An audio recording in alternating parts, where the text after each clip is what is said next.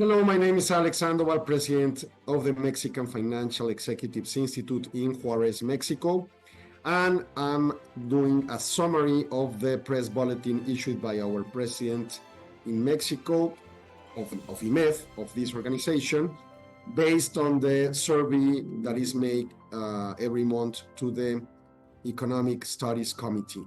Well, the first thing to be said is that the attempt against the life of Donald Trump will bring more uncertainty to the complex global environment that we have right now.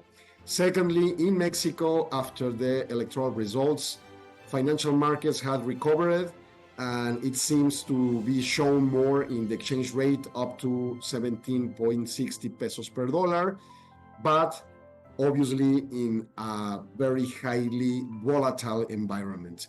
We are waiting for the final Congress composition as well as the constitutional reforms, especially the judicial reform, what will happen with it and how much it will affect the economy.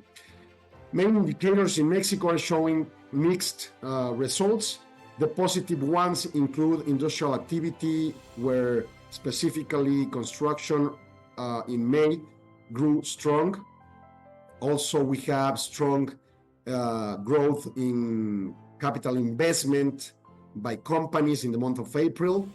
Automotive industry in the month of June grew again, specifically where it failed before, which is big trucks, big cargo trucks.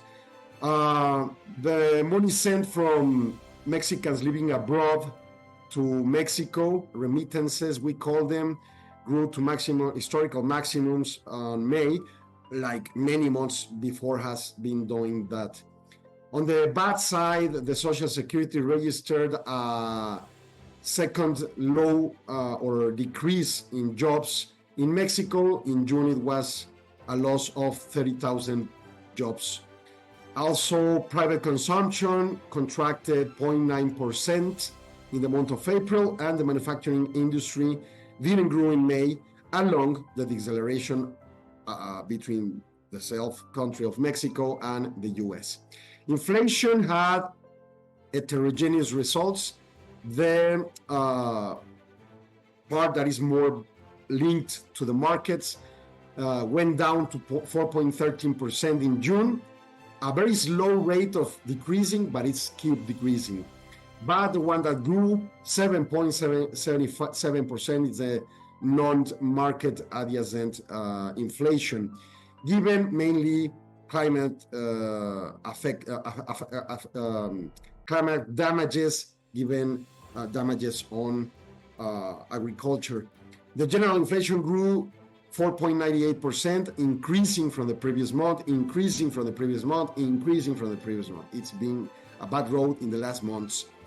This has stopped the Banco de Mexico, our central bank, to make strong discussions on decreasing the interest rate. In the US, there has been strong results up to June on the labor market. Inflation has the 2 months, consecutive months decreasing, and this increases the chances for the discussion to become stronger in the Fed to decrease the interest rates.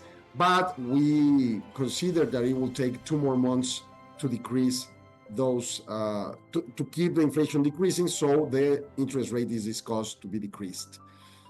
On the forecast, it will depend mostly on 2 main factors, among many others. But 2 main factors, it's the extreme climate or weather, and also the geopolitical global environment. We decrease our GDP expectations growth to 2% from 2.1. We consider inflation will be 4.3% at the end of the year. The public debt, 5.1% of GDP. The monetary policy, 10.5%, being damaged given the inflation. Employment, 520,000 employment generated, decreasing along the GDP growth. 18.50 pesos per dollar as a closing exchange rate for the year, and the trade deficit 1% negative. For 2025, our forecast show 1.6% for growth on GDP, decreasing strongly from 2024. Inflation 3.8%, not reaching our rate, which is 3% in Mexico, our average expected rate. The Mexican debt is 3.8%, not decreasing to the 3% expected and necessary to keep stable the public finances. 8.50% the monetary policy, decreasing 200 basis points. 469,400 employes generated, along the decreasing on the expected GDP. 19.10 pesos per dollar for the exchange rate at the end of 2025, and the current account 1% negative as regularly occurring. This is the summary. Thank you very much for your attention, and we'll see you soon.